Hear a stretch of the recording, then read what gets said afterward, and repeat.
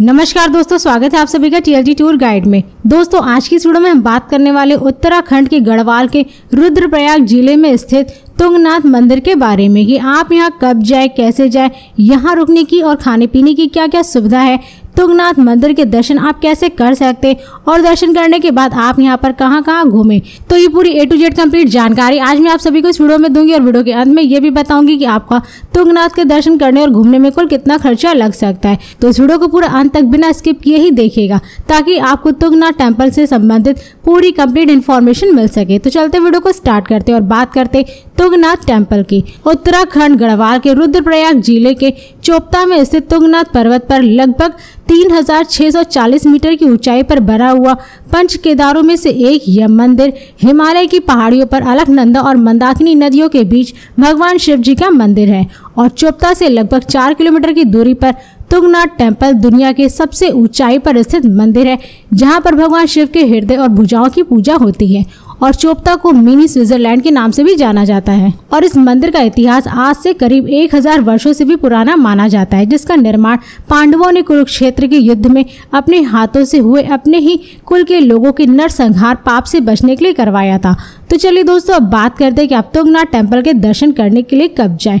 वैसे तो आप यहाँ पर कभी भी किसी भी समय जा सकते हैं, लेकिन तुंगनाथ मंदिर के दर्शन करने का सबसे उचित समय अप्रैल से जून और सितंबर से नवंबर तक के महीनों का माना जाता है, क्योंकि इन महीनों के दौरान यहाँ का मौसम काफी ज्यादा सुखद और सुहावना होता है और बाहरी गतिविधियों के लिए आदर्श स्थान होता है। वहीं अगर आप यहाँ नवंबर के बाद से तुंगनाथ टेम्पल के दर्शन करने जाते तो यहाँ तुंगनाथ टेम्पल और चंद्रशिला बर्फ से ढके रहते हैं, जिससे कि यहाँ पर दर्शन करने में काफी परेशानी हो सकती है। इसलिए यहाँ पर जाने का सबसे सही समय अप्रैल से जून और सितंबर से नवंबर तक के महीनों तक का माना जाता है, मगर ये आपके ऊपर डिपेंड करता है कि आप तुंगनाथ टेम्पल के दर्शन कब करना चाहते हैं। दोस्तों अब बात करें कि आप तुंगनाथ टेम्पल कैसे पहुंचे। वैसे तो आप यहाँ पर by train, by plane, by bus बड़े ही आराम से पहुंच सकते हैं और अगर आप तुंगनाथ टेम्पल दर्शन करने के लिए ट्रेन से जाना चाहते हैं तो यहाँ का निकटतम रेलवे स्टेशन हरिद्वार और ऋषिकेश रेलवे स्टेशन है।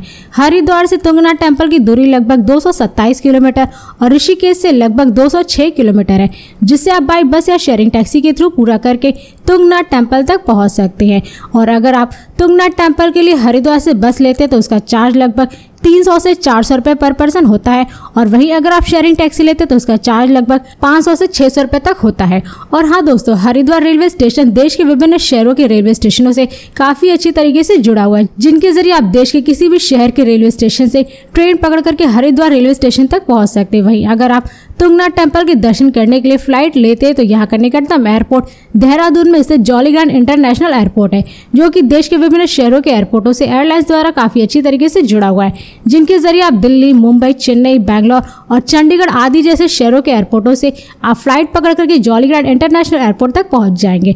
और इस एयरपोर्ट से तुंगनाथ टेम्पल की दूरी लगभग 220 किलोमीटर है, जिसे आप बाई बस या रिजर्व टैक्सी बुक करके पूरा कर सकते हैं। और यदि आप इस एयरपोर्ट के बाहर से तुंगनाथ टेम्पल तक पहुंचने के लिए बस लेते हैं तो उसका चार्ज लगभग 300 से 400 रुपए पर पर्सन होता है और वही रिजर्व टैक्सी का चार्ज लगभग 4000 से 5000 रुपए तक होता है। और दोस्तों यदि आप तुंगनाथ टेम्पल बस से जा रहे हैं तो आप यहाँ पर बड़े ही आराम से पहुंच सकते हैं, क्योंकि तुंगनाथ टेम्पल की सड़कें देश के विभिन्न शहरों से सड़क मार्ग द्वारा काफी अच्छी तरीके से जुड़ी हुई है, जिनके जरिए आप अपने नजदीकी शहरों से बस पकड़ करके तुंगनाथ टेम्पल तक पहुंच सकते हैं। और हरिद्वार से तुंगनाथ टेम्पल के लिए बस डायरेक्ट चलती है और आप जिस दिन तुंगनाथ मंदिर की यात्रा करने के लिए हरिद्वार पहुंचते हैं तो उसी दिन शाम को चोपता जाने वाली बस का टिकट बुक करा ले, क्योंकि चोपता ही वह आखिरी बस स्टैंड है जहां से तुंगनाथ मंदिर की लगभग 4 किलोमीटर की चढ़ाई शुरू होती है। दोस्तों अब बात करें कि आप चोपता पहुंचने के बाद यहाँ कहाँ स्टे करें। वैसे तो यहाँ चोपता में ही आपको स्टे करने के लिए कॉटेज और टेंट मिल जाएंगे, जिन्हें आप बुक करके स्टे कर सकते हैं। यदि आप यहाँ पे स्टे करने के लिए कॉटेज लेते हैं तो उसका चार्ज लगभग 2000 रुपए पर पर्सन होता है और वही अगर आप टेंट लेते हैं तो उसका चार्ज लगभग 1600 से 1700 रुपए पर पर्सन होता है, ब्रेकफास्ट और डिनर के साथ।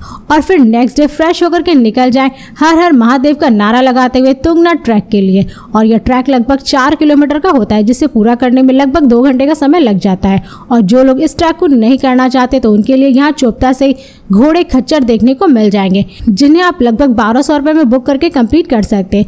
और ये चार्ज आने और जाने दोनों तरफ का होता है। वहीं अगर आप एक तरफ का ये ट्रैक लेते हैं तो उसका चार्ज लगभग 600 रुपए पर पर्सन होता है। और इस ट्रैक को करने के लिए आप चोपता में ही लगभग 100 से 150 रुपए में रेनकोट और 30 रुपए में लाठी हायर कर सकते हैं। और इस ट्रैक को पूरा करने के बाद आप पंच केदारों में से एक तुंगनाथ टेम्पल के दर्शन करने के लिए लाइन में लगने से पहले आपको मंदिर के सामने ही जल चढ़ाने के लिए तांबे का लोटा मिलता है, जिसमें आप जल भर करके महादेव के शिवलिंग पर जलाभिषेक करिए और अपनी मनोकामनाएं मांगिए और हर हर महादेव का नारा लगाते हुए आप मंदिर से बाहर निकल जाएं। और हाँ दोस्तों, इस मंदिर के दर्शन करने से पहले आपको अपने मोबाइल, कैमरा, जूता, चप्पल आदि जैसे सामानों को रूम पर ही रख करके आना होगा, क्योंकि इन सभी चीजों को मंदिर में ले जाना वर्जित है। इसलिए आप इन सारी बातों को ध्यान में रख करके महादेव के शिवलिंग के दर्शन कीजिए। और यहाँ पर दर्शन करने के बाद आप बगल में ही भैरव बाबा, माता पार्वती जी के मंदिर के दर्शन कीजिए। और इन सभी स्थलों पर दर्शन करने के बाद आप निकल जाए चंद्रशिला ट्रैक के लिए, क्योंकि यह तुंगनाथ टेम्पल से लगभग 2 किलोमीटर का ट्रैक होता है। और हाँ, यदि आप किसी और जगह का ऑनलाइन टिकट बुक करना चाहते हैं तो मैंने डिस्क्रिप्शन में अच्छी साइट्स का लिंक दे दिया है, जिसकी मदद से आप सस्ती से सस्ती प्राइस में बस, होटल, ट्रेन, प्लेन और टूर पैकेजेस को बुक कर सकते हैं। दोस्तों, अब बात करें कि अब तुंगनाथ टेम्पल के दर्शन करने के बाद आप यहाँ पर कहाँ कहाँ घूमे। वैसे तो आप यहाँ पर सबसे पहले चंद्रशिला घूम सकते हैं। उत्तराखंड के रुद्रप्रयाग जिले में तुंगनाथ गांव का चंद्रशिला एक शिखर बिंदु है, जिसे मून रॉक के नाम से भी जाना जाता है। और समुद्र तल से लगभग 4000 मीटर की ऊंचाई पर चंद्रशिला मुख्य रूप से 5 चोटियों के शिखर नंदा देवी, त्रिशूल, केदार, बंदर पंच और चौखंबा के नाम से जानी जाती है। और तुंगनाथ टेम्पल से चंद्रशिला की ट्रैक की दूरी लगभग 2 किलोमीटर की होती है, जिससे कि यह ट्रैकिंग पर्यटकों को बहुत ही अधिक पसंद आती है। इसी के साथ ही साथ आप यहाँ देवरिया ताल भी घूमने का आनंद ले सकते हैं।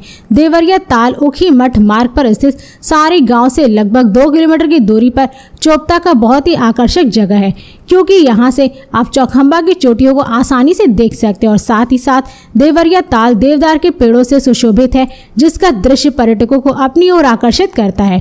इसके साथ ही आप यहाँ रोहिणी बुग्याल भी घूमने का आनंद ले सकते हैं। चोपता के पर्यटन स्थलों में शामिल यह स्थान चोपता घाटी के घने जंगलों से घिरा हुआ कैंपेन के लिए एक आदर्श स्थान के रूप में कार्य करता है, जिससे कि पर्यटक घूमने के लिए रोहिणी बुग्याल पहुंचते हैं और शानदार कैंपेन का मजा उठाते हैं। और रोहिणी बुग्याल पहुंचने के लिए आप चंद्रशिला शिखर से ट्रैकिंग करते हुए आप देवरिया ताल के रास्ते से भी यहाँ पर पहुंच सकते हैं। इसी के साथ ही साथ आप यहाँ ऊखी मठ भी घूम सकते हैं। ऊखी मठ उत्तराखंड के रुद्रप्रयाग जिले का प्रमुख तीर्थ स्थल है और इसे उत्तराखंड का सबसे प्राचीन शहरों में से एक माना जाता है। समुद्र तल से लगभग 1311 मीटर की ऊंचाई पर स्थित ऊखी मठ के ओमकारेश्वर में सर्दियों के मौसम के दौरान केदारनाथ, तुंगनाथ, कपिलेश्वर और मध्य महेश्वर की मूर्तियों की 6 महीनों तक यहीं पर पूजा की जाती है।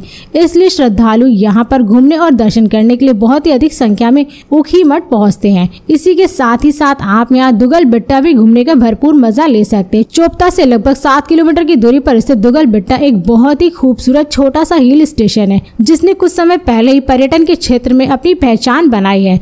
लेकिन ये बहुत पहले चोपता जाने वाले पर्यटकों के लिए स्टॉपेज हुआ करता था, लेकिन अब सर्दियों के मौसम में अत्यधिक बर्फबारी होने की वजह से चोपता पहुंचने के लिए सड़कें बंद हो जाती है, जिसके कारण सर्दियों के मौसम में पर्यटक यहीं पर समय बिताना ज्यादा पसंद करने लगे। इसलिए यहाँ पर घूमने के लिए भारी संख्या में पर्यटक आते हैं।